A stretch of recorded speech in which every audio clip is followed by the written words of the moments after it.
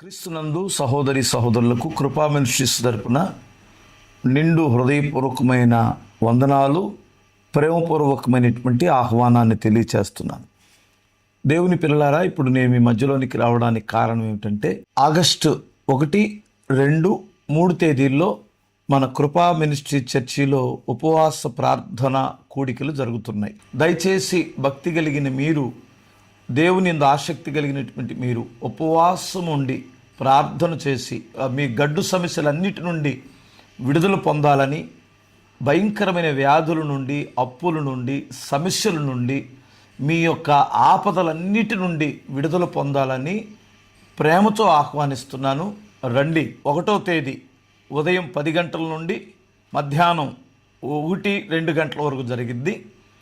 అట్లాగే సాయంత్రం 7 నుండి 9:30 లేదా 10 లోపు జరుగుతుంది.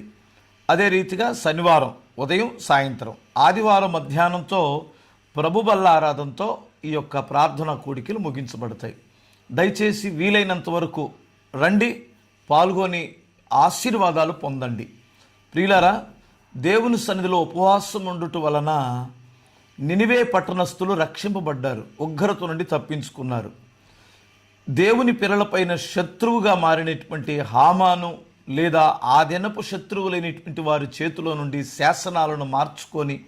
శాసనాలను మార్చగలిగిన శక్తి ఉపవాస ప్రార్థనకే ఉంది.